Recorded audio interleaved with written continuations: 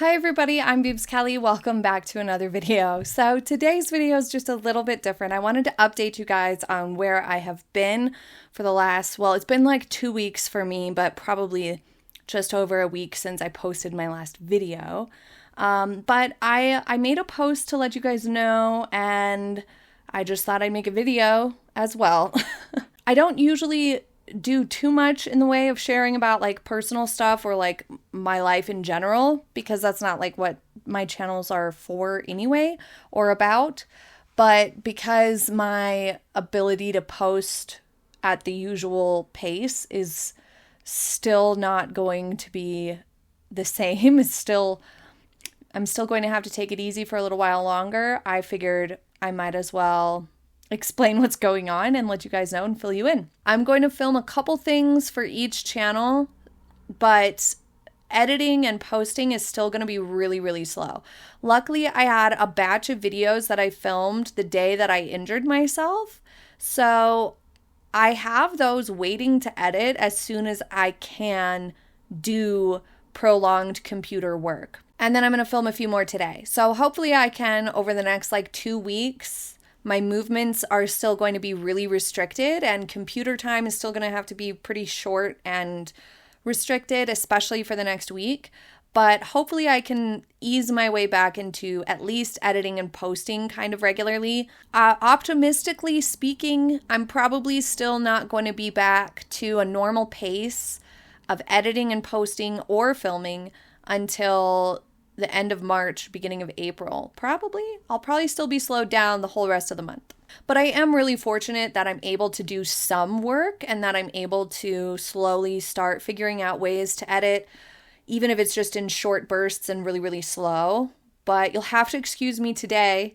I have to wear like zip front clothing. I have to have this pillow behind me, so it is cash over here. So I thought today I would just tell you guys what happened, because it ended up being a huge deal, and I just never in a million years thought it would be this big of a deal.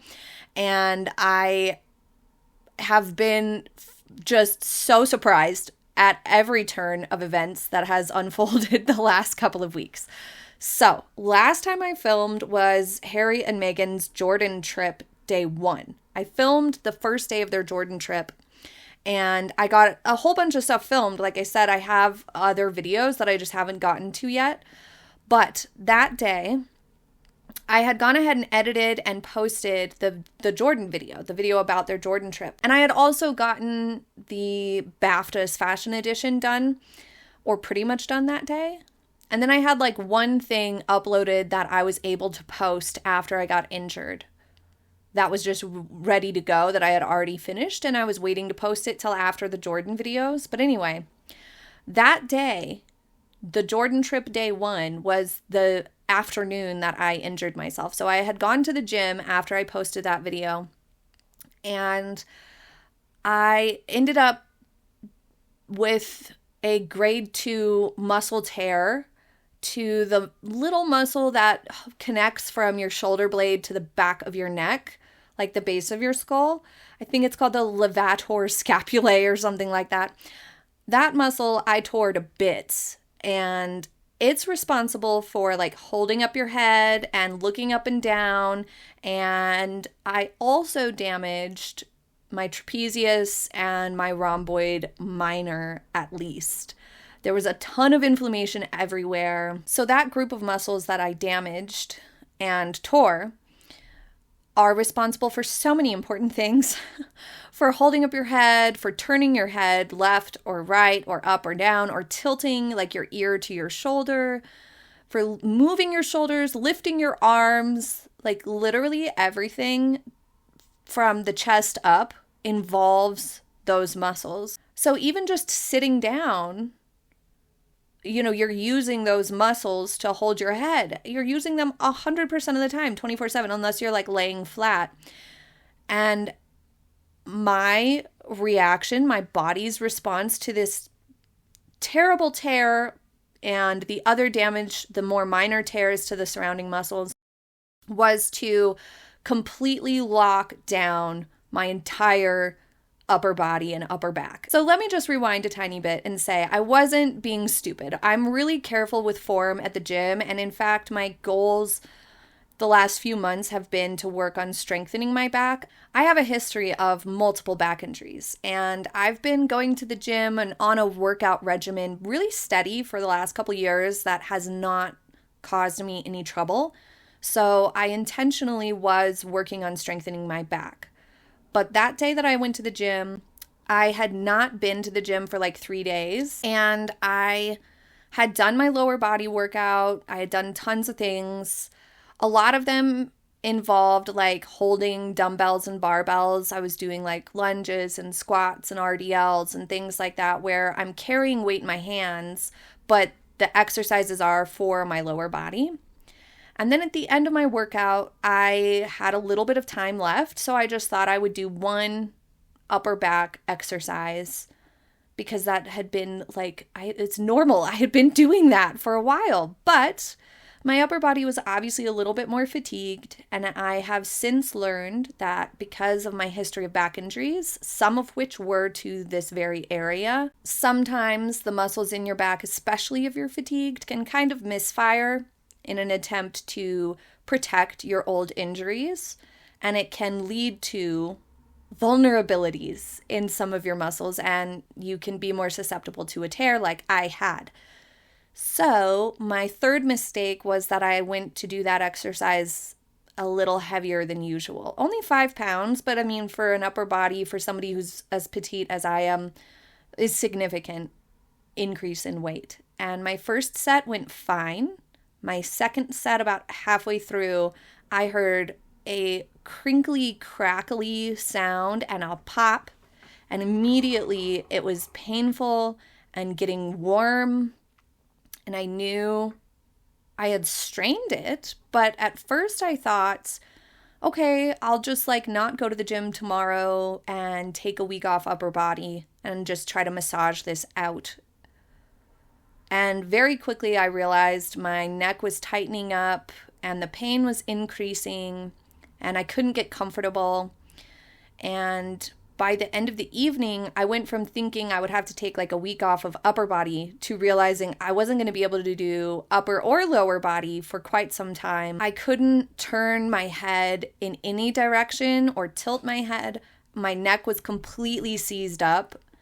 I couldn't lift or move my left arm at all because all the muscles were like freezing up and seizing up really, really tight to stop me from moving, to protect the tear. And I also had the actual site of the tear was incredibly tender to the touch. Like the sort of tip of the inner part of the shoulder blade is where that muscle connects. And it's still, hi Kenny. Hi Kenji. Oh, he's a good boy. So that particular spot is still tender to the touch, which I've never experienced. I've had lots of broken bones. I've had lots and lots of injuries. I've torn ligaments, but I've never had a muscle tear this bad. And so like when we think about muscle tears, I think we often just think about like when we sleep wrong and we wake up and it's tight for a day or two. And that's kind of what I was thinking was going to happen and how this would play out. But boy, was I wrong. So this ended up being just a humongous deal. The tear was so severe, and there was less severe tears, but still tears to the surrounding tissues, that my left side, my left arm, I'm not really allowed to use it for anything or move around. I can't really use it at all. And I was like, cool, well, I'm right-handed, no big deal. Because I have this really bad habit. I don't know if it's because I've been injured so many times or what. Maybe it's that I just have trouble not getting things done. If I see something needs to get done, I'm like, well, let's just handle it right away. I'm that type of person. I don't know what it is, but I have a bad habit of not allowing my injuries to heal properly. And so when I realized, okay, my left side really needs to be left alone, okay, and my neck was just totally seized up, but I figured I could still do stuff with my right hand, and that ended up being a mistake. About 6 days after my injury, 5 or 6 days after this initially occurred, I needed to clean the house. So I changed the sheets, I cleaned the house, I vacuumed the whole house, and boy, was that a mistake, because my right side then fell into what is called a compensatory crisis. And I irritated my AC joint on the right side to the point that I can't really use my right side either, or else I could end up with like a shoulder separation or nerve impingement that requires a lot more intervention to fix. So that day, I used my right hand to clean the house and vacuum, thinking this would be fine. But because my right side was having to do all the work for holding up my head and stabilizing my neck and all of those things, it was overworked and overstressed, and the vacuuming put it over the edge. So my right side has been locked in a very painful muscle spasm for like 6 days now, and I can't use my right side. I can't lift my right arm now either. So now I'm doubly stuck for at least another 1 to 2 weeks.